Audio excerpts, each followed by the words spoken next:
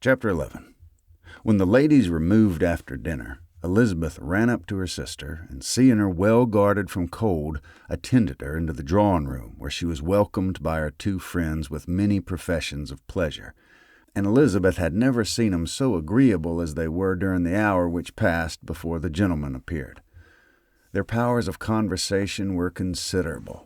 They could describe an entertainment with accuracy, relate an anecdote with humor, and laugh at their acquaintance with spirit. But when the gentlemen entered, Jane was no longer the first object. Miss Bingley's eyes were instantly turned toward Darcy, and she had something to say to him before he had advanced many steps. He addressed himself to Miss Bennet with a polite congratulation. Mr. Hurst also made her a slight bow, and said he was very glad, but diffuseness and warmth remained for Bingley's salutation. He was full of joy and attention. The first half-hour was spent in piling up the fire, lest she should suffer from the change of room, and she removed at his desire to the other side of the fireplace, that she might be further from the door. He then sat down by her, and talked scarcely to anyone else. Elizabeth, at work in the opposite corner, saw it all with great delight. When tea was over, Mr. Hurst reminded his sister-in-law of the card-table, but in vain. She had obtained private intelligence that Mr. Darcy did not wish for cards, and Mr. Hurst soon found even his open petition rejected. She assured him that no one intended to play, and the silence of the whole party on the subject seemed to justify her. Mr. Hurst had therefore nothing to do but to stretch himself on one of the sofas and go to sleep. Darcy took up a book. Miss Bingley did the same, and Mrs. Hurst, principally occupied in playing with her bracelets and rings, joined now and then in her brother's conversation with Miss Bennet. Miss Bingley's attention was quite as much engaged in watching Mr. Darcy's progress through his book as in reading her own, and she was perpetually either making some inquiry or looking at his page. She could not win him, however, to any conversation. He merely answered a question and read on.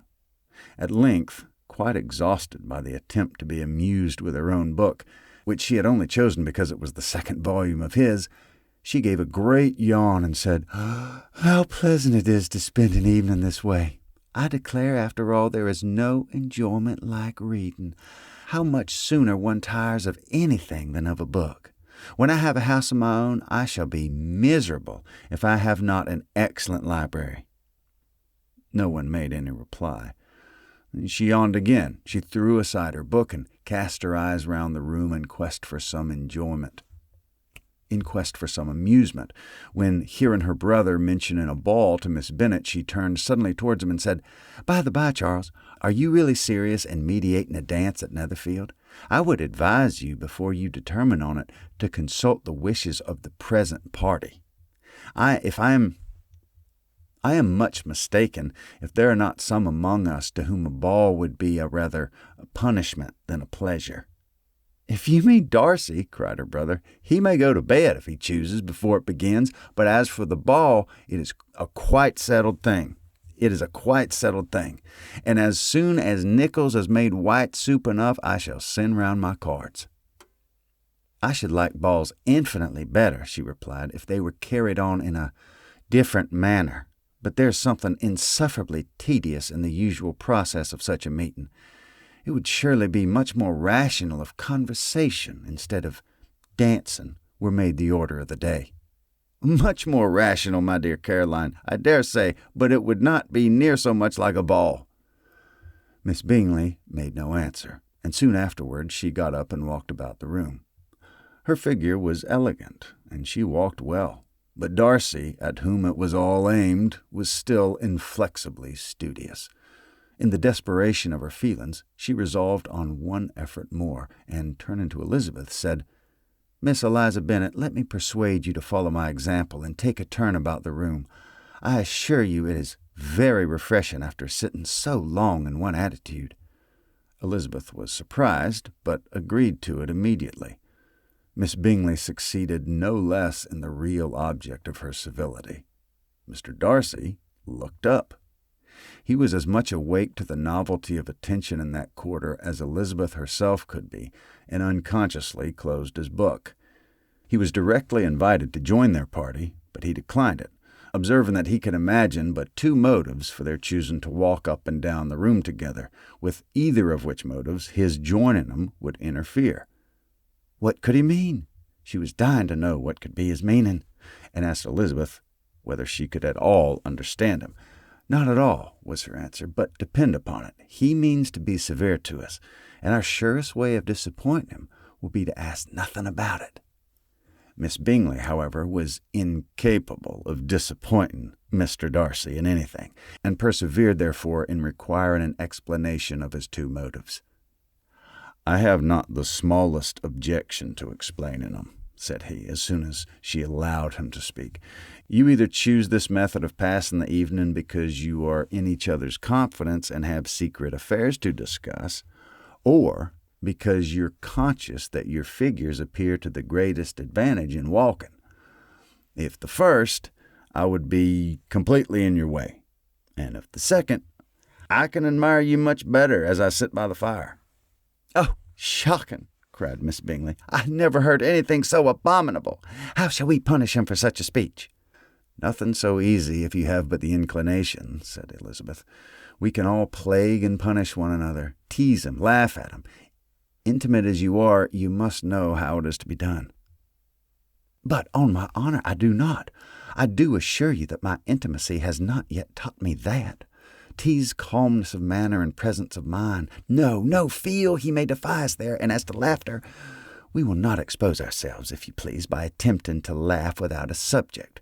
Mr. Darcy may hug himself." "Mr. Darcy is not to be laughed at," cried Elizabeth. "This is an uncommon advantage, and uncommon I hope it will continue, for it would be a great loss to me to have many such acquaintances. I dearly love a laugh." "Miss Bingley," said he, "has given me more credit than can be. The wisest and the best of men, nay, the wisest and best of their actions, may be rendered ridiculous by a person whose first object in life is a joke." "Certainly," cried Elizabeth. "Certainly," replied Elizabeth, "there are such people, but I hope I'm not one of them. I hope I never ridicule what is wise and good. Follies and nonsense, whims and inconsistencies do divert me, I own, and I laugh at them whenever I can, but these, I suppose, are precisely what you are without." "Perhaps that's not possible for anyone, but it has been the study of my life to avoid those weaknesses which often expose a strong understanding to ridicule." "Such as vanity and pride." "Yes, vanity is a weakness indeed, but pride, where there's a real superiority of mind, pride will always be under good regulation." Elizabeth turned away to hide a smile. "Your examination of Mr. Darcy is over, I presume," said Miss Bingley, "and pray what is the result?" "I am perfectly convinced by it that Mr. Darcy has no defect. He owns it himself without disguise." "No," said Darcy, "I have made no such pretension. I have faults enough, but they're not, I hope, of understanding. My temper I dare not vouch for. It is, I believe, a little too yielding, certainly too little for the convenience of the world, and I cannot forget the follies and vices of others so soon as I ought, nor their offences against myself. My feelings are not puffed about with every attempt to move them. My temper would perhaps be called resentful. Once my good opinion is lost, it's lost forever." "That is a failing indeed," cried Elizabeth. "Implacable resentment is a shade in a character. But you have chosen your fault well. I really cannot laugh at it. You're safe from me." "There is, I believe, in every disposition a tendency to some particular evil, a natural defect, which not even the best education can overcome." "And your defect is that you hate everybody." "And yours," he replied with a smile, "is willfully to misunderstand them." "Do let us have a little music," cried Miss Bingley, tired of a conversation in which she had no share. "Louisa, you will not mind my waking Mr. Hurst?" Her sister had not the smallest objection, and the pianoforte was opened, and Darcy, after a few moments' recollection, was not sorry for it. He began to feel the danger of paying Elizabeth too much attention. Chapter 12. In consequence of an agreement between the sisters, Elizabeth wrote the next morning to their mother to beg that the carriage might be sent for them in the course of the day. But Mrs. Bennet, who had calculated on her daughter's remaining at Netherfield till the following Tuesday, which would exactly finish Jane's week, could not bring herself to receive them with pleasure before. Her answer, therefore, was not propitious, at least not to Elizabeth's wishes, for she was impatient to get home. Mrs. Bennet sent them word that they could not possibly have the carriage before Tuesday, and in her postscript it was added that, if Mr. Bingley and his sister pressed them to stay longer, she could spare them very well. Against staying longer, however, Elizabeth was positively resolved, nor did she much expect it would be asked, and fearful, on the contrary, as being considered as intruding themselves needlessly long, she urged Jane to borrow Mr. Bingley's carriage immediately, and at length it was settled that their original design of leaving Netherfield that morning should be mentioned, and the request made.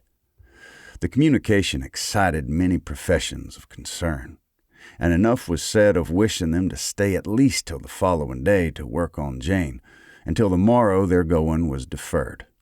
Miss Bingley was then sorry that she had proposed the delay, for her jealousy and dislike of one sister much exceeded her affection for the other.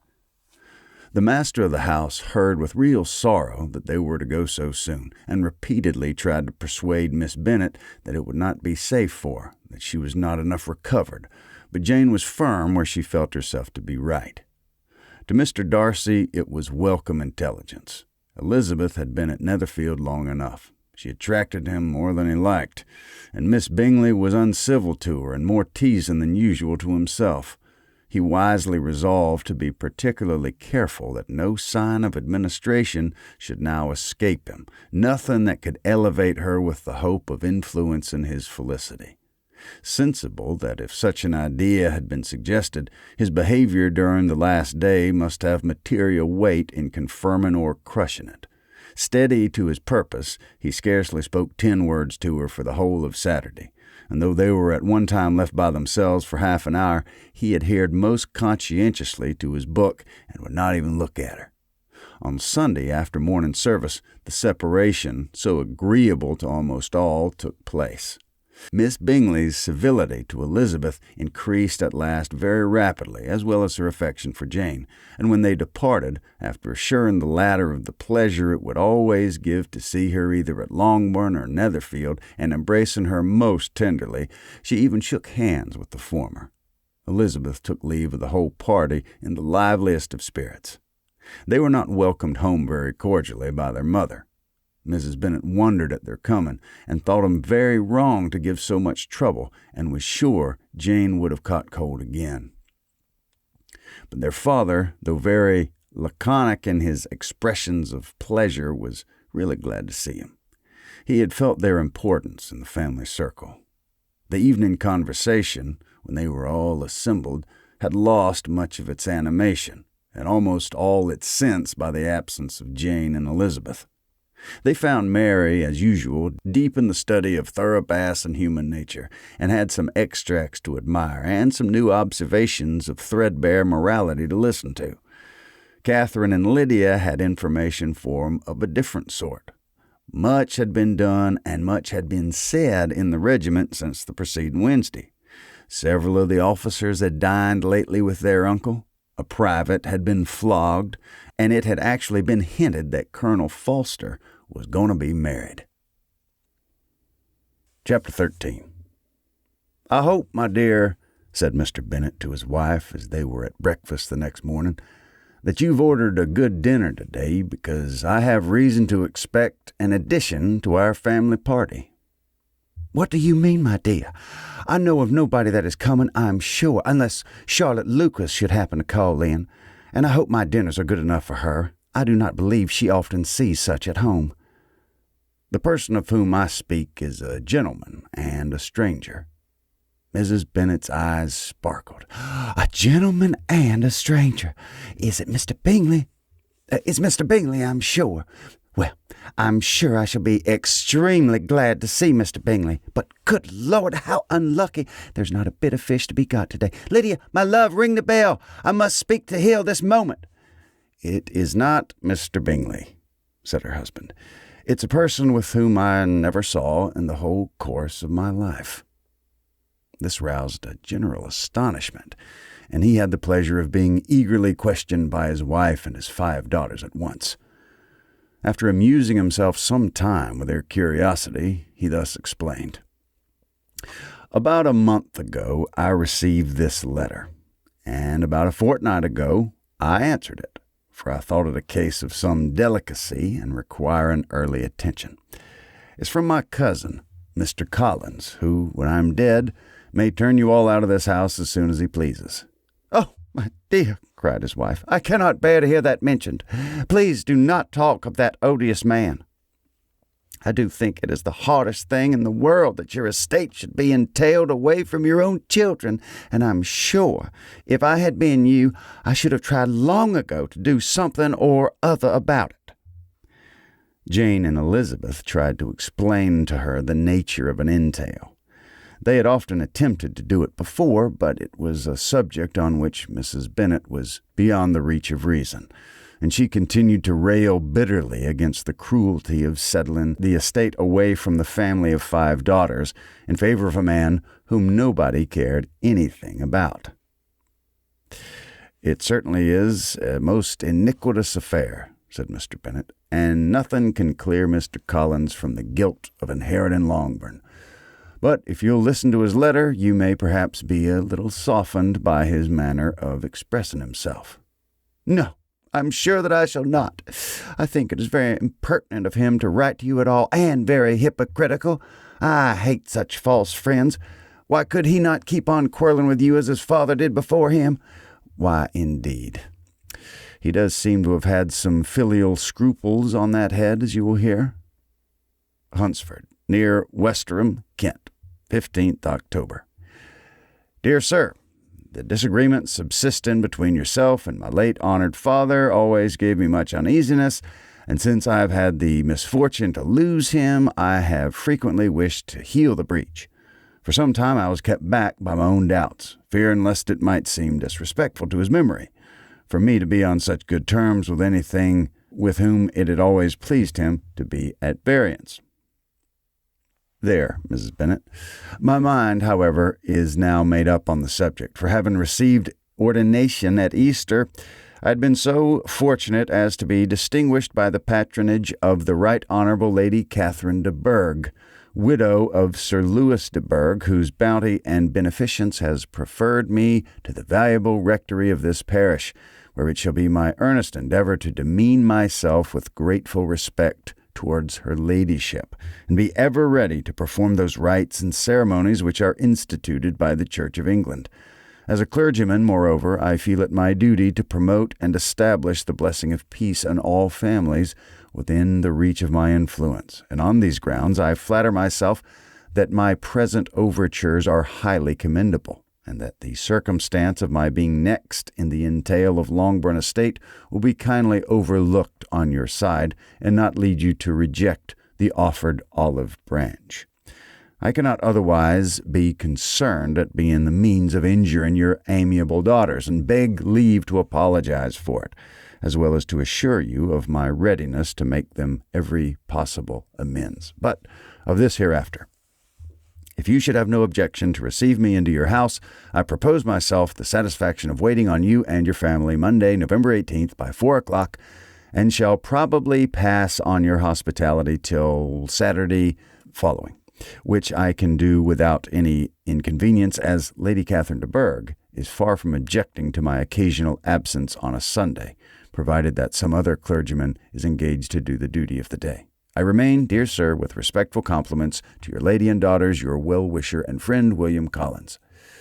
At 4 o'clock, therefore, we may receive this peace-making gentleman, said Mr. Bennet, as he folded up the letter. He seems to be a most conscientious and polite young man, upon my word, and I doubt not will prove a valuable acquaintance, especially if Lady Catherine should be so indulgent as to let him come to us again.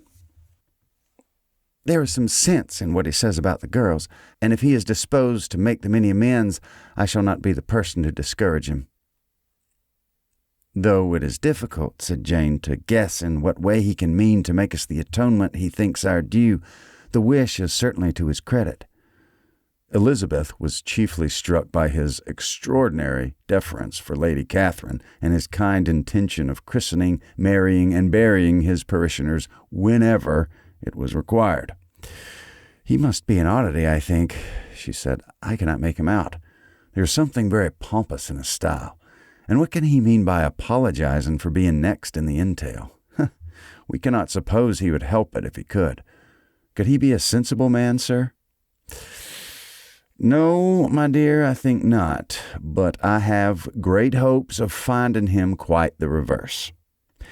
There is a mixture of servility and self-importance in his letter which promises well. I am impatient to see him." "In point of comparison," said Mary, "the letter does not seem defective. The idea of the olive branch perhaps is not wholly new, yet I think it is very well expressed." To Catherine and Lydia, neither the letter nor its writer were in any degree interesting. It was next to impossible that their cousin should come in a scarlet coat, and it was now some weeks since they had received pleasure from the society of a man in any other color. As for their mother, Mr. Collins' letter had done away much of her ill will, and she was preparing to see him with a degree of composure which astonished her husband and daughters. Mr. Collins was punctual in his time, and was received with great politeness by the whole family. Mr. Bennet, indeed, said little, but the ladies were ready enough to talk, and Mr. Collins seemed neither in need of encouragement nor inclined to be silent himself. He was a tall, heavy-looking young man of 25. His air was grave and stately, and his manners were very formal. He had not been long seated before he complimented Mrs. Bennet on having so fine a family of daughters, and he had heard much of their beauty, but that in this instance fame had fallen short of the truth, and added that he did not doubt her seeing them all in due time disposed of in marriage. This gallantry was not so much to the taste of some of his hearers, but Mrs. Bennet, who quarrelled with no compliments, answered most readily. "You are very kind, I am sure, and I wish with all my heart it may prove to be so, for else they will be destitute enough. Things are settled so oddly." "You allude, perhaps, to the entail of this estate?" "Ah, sir, I do indeed. It is a grievous affair to my poor girls, you must confess. Not that I mean to find fault with you, for such things I know are all chance in this world. There's no knowing how estates will go once they come to be entailed."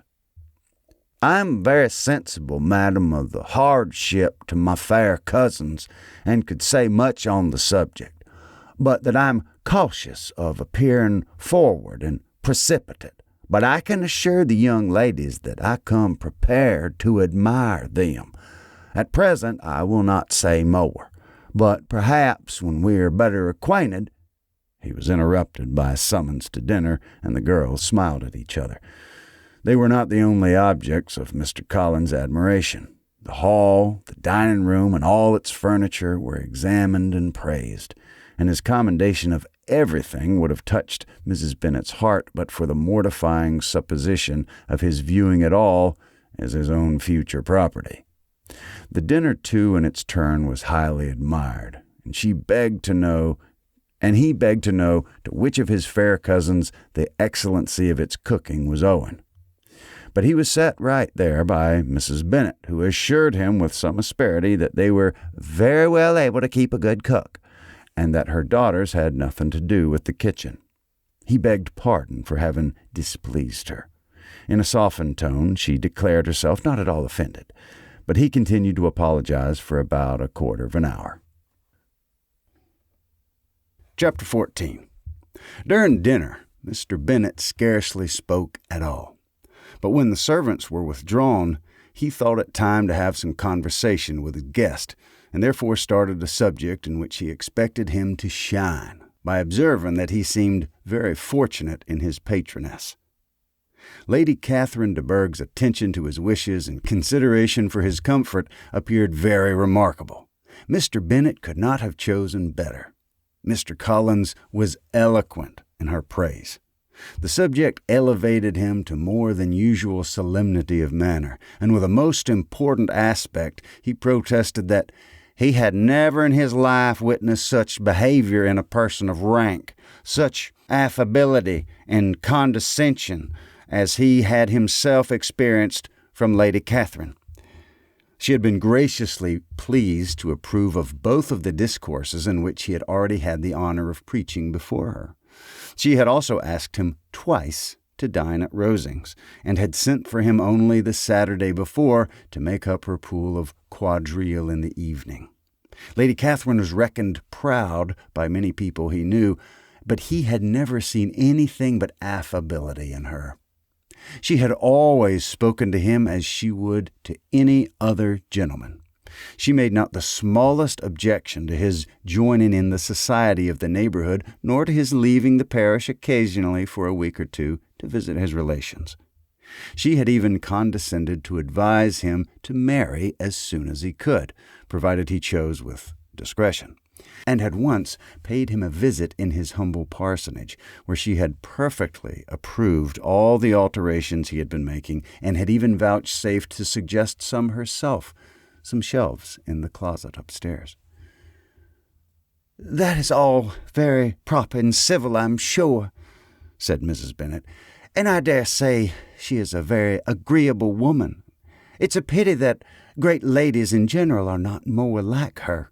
Does she live near you, sir?" "The garden in which stands my humble abode is separated only by a lane from Rosings Park from her lady's residence." "I think you said she was a widow, sir. Has she any family?" "She has only one daughter, the heiress of Rosings, and of very extensive property." "Ah," said Mrs. Bennet, shaking her head, "then she's better off than many girls. And what sort of young lady is she? Is she handsome?" "She is a most charming young lady indeed.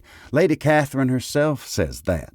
In point of true beauty, Miss de Bourgh is far superior to the handsomest of her sex, because there is that in her features which marks the young lady of distinguished birth. She is unfortunately of a sickly constitution, which has prevented her from making that progress in many accomplishments which she could not have otherwise failed of, as I am informed by the lady who superintended her education, and who still resides with them. But she is perfectly amiable, and often condescends to drive by my humble abode in her little phaeton and ponies." "Has she been presented? I do not remember her name among the ladies at court." "Her indifferent state of health unhappily prevents her being in town, and by that means, as I told Lady Catherine one day, has deprived the British court of its brightest ornaments."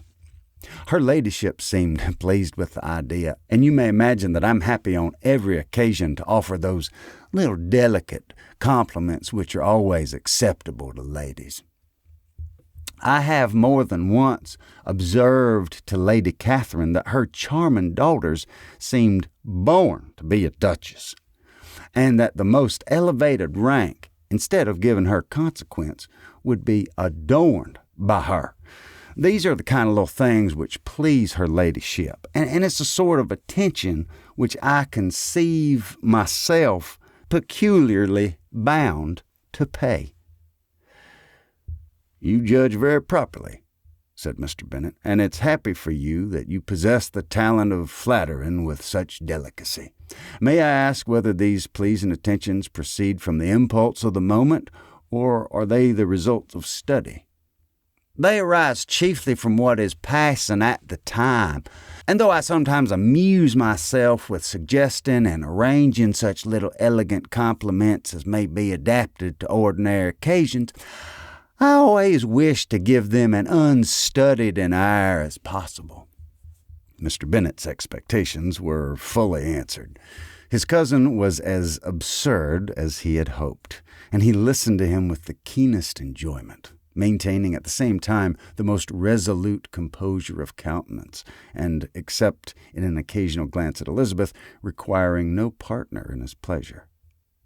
By tea-time, however, the dose had been enough, and Mr. Bennet was glad to take his guest into the drawing-room again, and when tea was over, glad to invite him to read aloud to the ladies. Mr. Collins readily assented, and a book was produced. But on beholding it, for everything announced it to be from a circulating library, he started back and, begging pardon, protested that he never read novels. Kitty stared at him, and Lydia exclaimed. Other books were produced, and after some deliberation he chose Fordyce's Sermons. Lydia gaped as he opened the volume, and before he had with very monotonous solemnity read 3 pages, she interrupted him with, "Do you know, Mama, that my Uncle Phillips talks of turning away Richard, and if he does, Colonel Forster will hire him. My aunt told me so herself on Saturday. I shall walk to Meryton tomorrow to hear more of it and to ask when Mr. Denny comes back to town." Lydia was bid by her 2 eldest sisters to hold her tongue, but Mr. Collins, much offended, laid aside his book and said, "I have observed how little young ladies are interested by books of a serious stamp, though written solely for their benefit. It amazes me, I confess, for certainly there can be nothing so advantageous to them as instruction. But I will no longer importune my young cousin." Then, turning to Mr. Bennet, he offered himself as his antagonist at backgammon.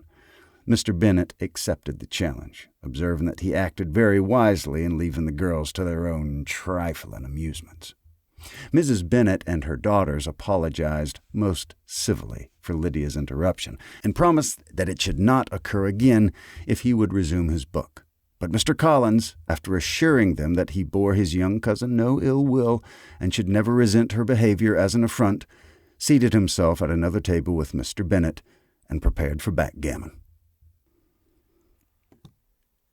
Chapter 15.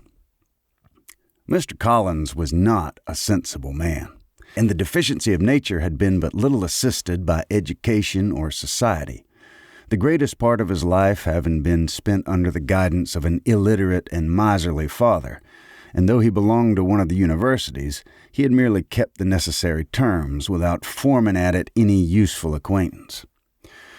The subjection in which his father had brought him up had given him originally great humility of manner, but it was now a good deal counteracted by the self-conceit of a weak head living in retirement and the consequential feelings of early and unexpected prosperity.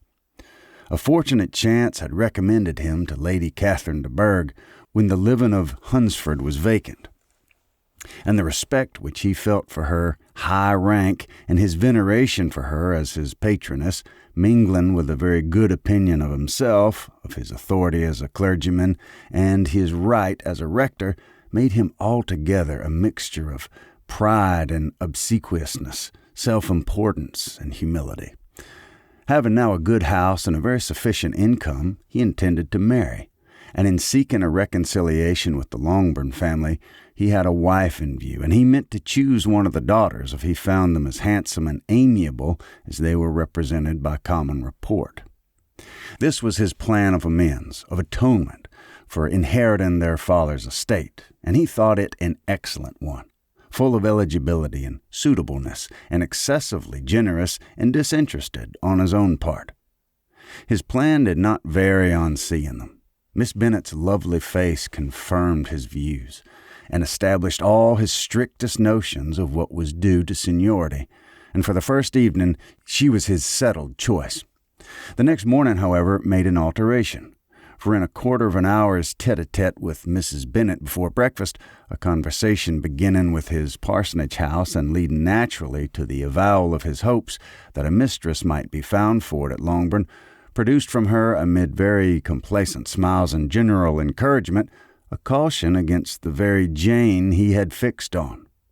As to her younger daughters, she could not take upon her to say, she could not positively answer, but she did not know of any prepossession. Her eldest daughter, she must just mention, she felt it incumbent on her to hint, was likely to be very soon engaged." Mr. Collins had only to change from Jane to Elizabeth, and it was soon done.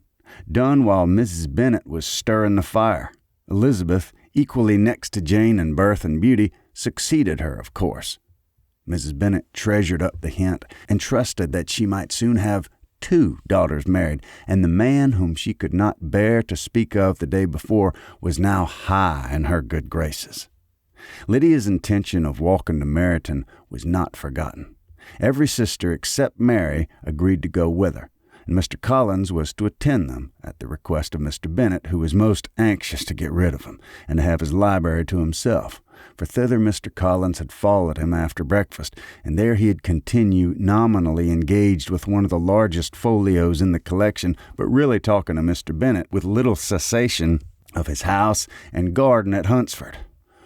Such doings discomposed Mr. Bennet exceedingly. In his library he had always been sure of leisure and tranquillity, and though prepared, as he told Elizabeth, to meet with folly and conceit in every other room of the house, he was used to be free from them there.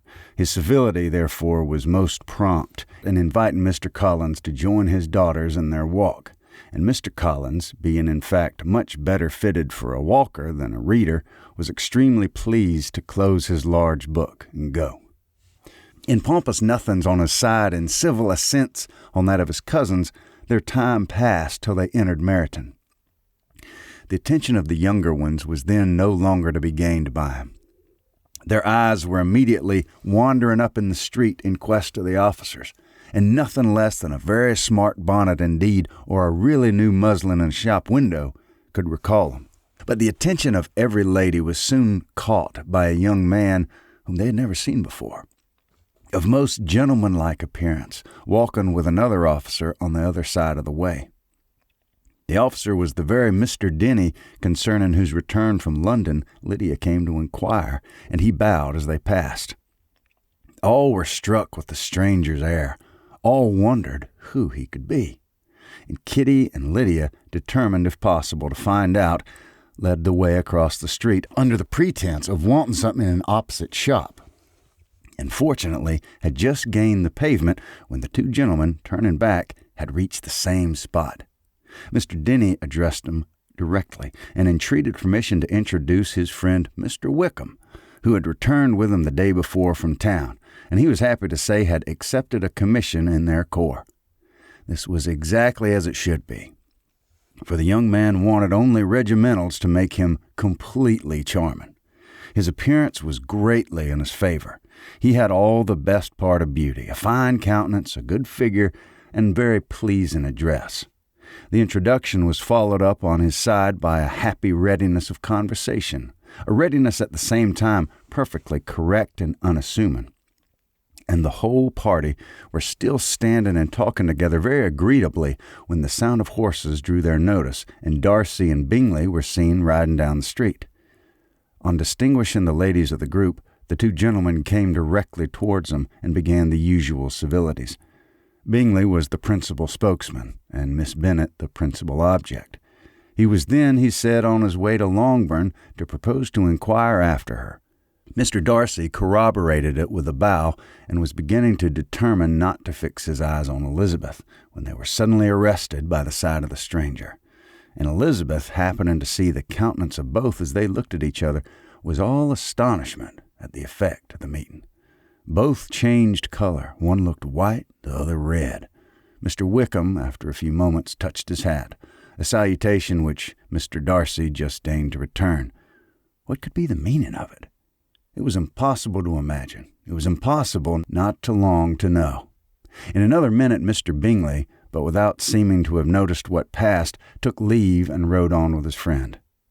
Mr. Denny and Mr. Wickham walked with the young ladies to the door of Mr. Phillips' house, and then made their bows, in spite of Miss Lydia's pressing entreaties that they should come in, and even in spite of Mrs. Phillips throwing up the parlor window and loudly seconding the invitation.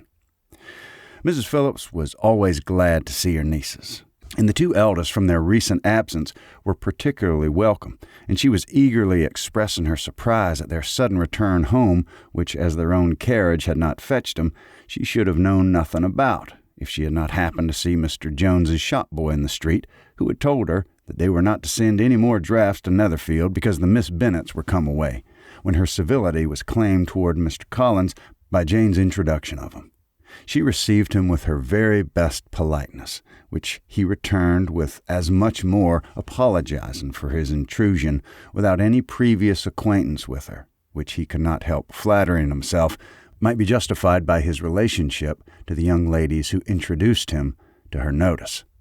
Mrs. Phillips was quite awed by such an excess of good breeding, but her contemplation of one stranger was soon put to an end by the exclamations and inquiries about the other, of whom, however, she could only tell her nieces what they already knew, that Mr. Denny had brought him from London, and that he was to have a lieutenant's commission in the regiment.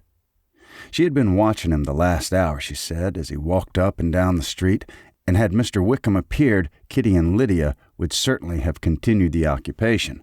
But unluckily, no one passed windows now except a few of the officers, who, in comparison with the stranger, were become stupid, disagreeable fellows. Some of them were to dine with the Phillipses the next day, and their aunt promised to make her husband call on Mr. Wickham and give him an invitation also, if the family from Longbourn would come in the evening. This was agreed to, and Mrs. Phillips protested that they would have a nice, comfortable, noisy game of lottery tickets and a little bit of hot supper afterwards. The prospect of such delights was very cheering, and they parted in mutual good spirits. Mr. Collins repeated his apologies in quitting the room, and he was assured with unwearying civility that they were perfectly needless. As they walked home, Elizabeth related to Jane what she had seen pass between the two gentlemen. But though Jane would have defended either or both had they appeared to be in the wrong, she could no more explain such behavior than her sister. Mr. Collins, on his return, highly gratified Mrs. Bennet by admiring Mrs. Phillips's manners and politeness. He protested that, except Lady Catherine and her daughters, he had never seen a more elegant woman, for she had not only received him with the utmost civility, but even pointedly included him in her invitation for the next evening, although utterly unknown to her before. Something, he supposed, might be attributed to his connection with them, but yet he had never met with so much attention in the whole course of his life.